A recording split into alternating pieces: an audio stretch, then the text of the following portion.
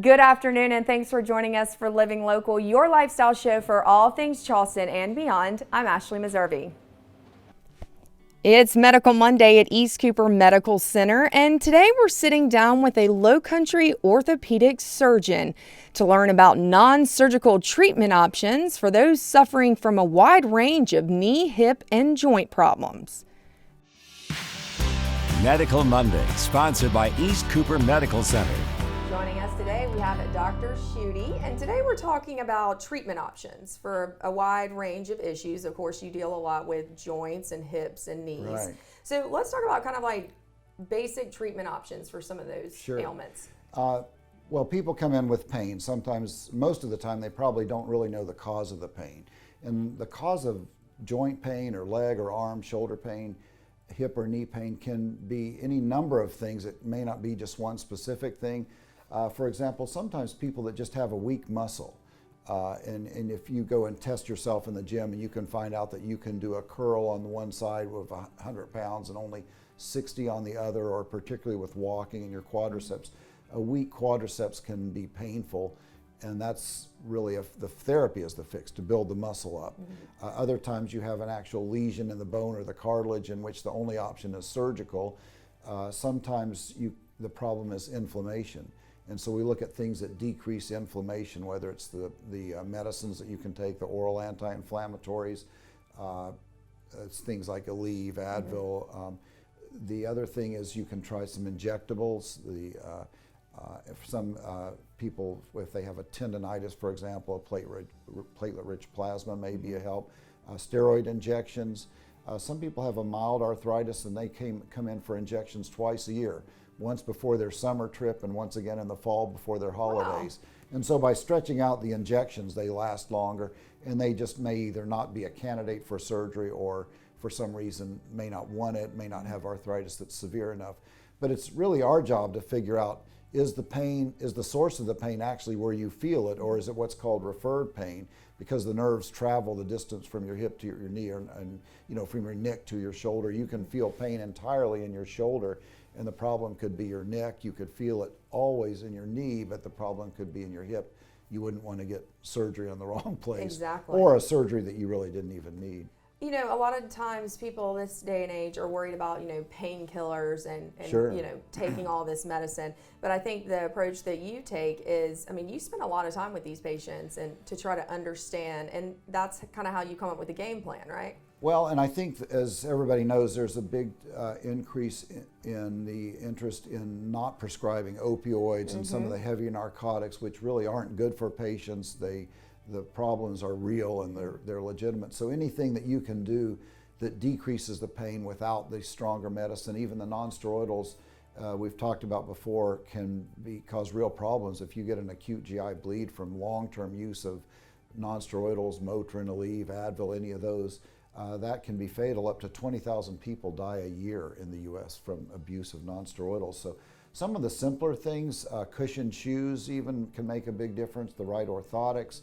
Weight loss for every stretching is a great one. For every pound you lose, it's 5 pounds of stress less across your knee or your hip.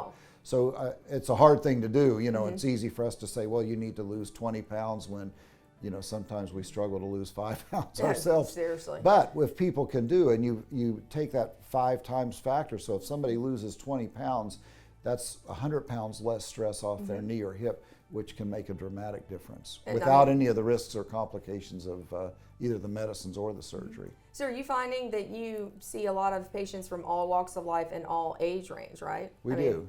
Because I'm assuming that, I used to think of arthritis and joint pain as all that, like for something for the older people. Well, and I think that's a really important point, because we have people who come in and they'll say, well, I'm too old to get something done, or they'll think they're too young. Yeah. And so either philosophy is not really helpful. It's better to get something checked out. Sometimes it's an easy fix. We have elderly people who sometimes it's all a shot, just one shot is all you need. Or sometimes younger people who do need a hip or knee replacement, even in their 20s and 30s.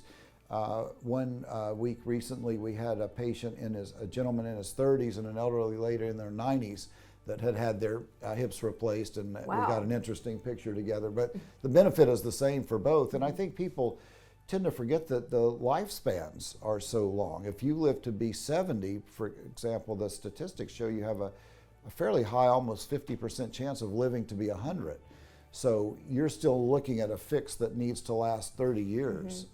And I think that a lot of times people just think that that's just part of life. They just have Right. to live in pain, you Right, know, right. kind of get over it, right? Sure.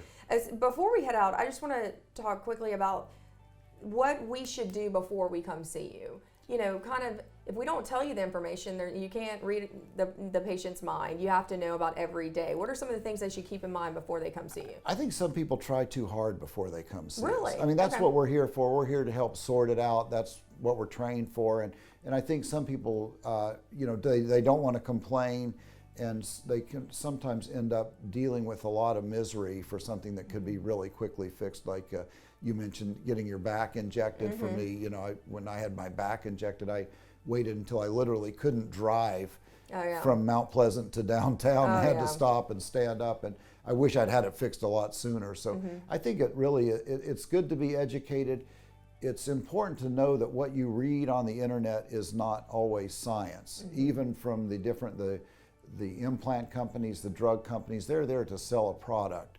And so it's important to make sure that you find somebody who is practicing based on science and has all the options. I don't think you would want to go to somebody, for example, if their only option they had was to give you a stem cell injections and that was costing you thousands, or if you went to someone and their only option they offered you was a joint replacement.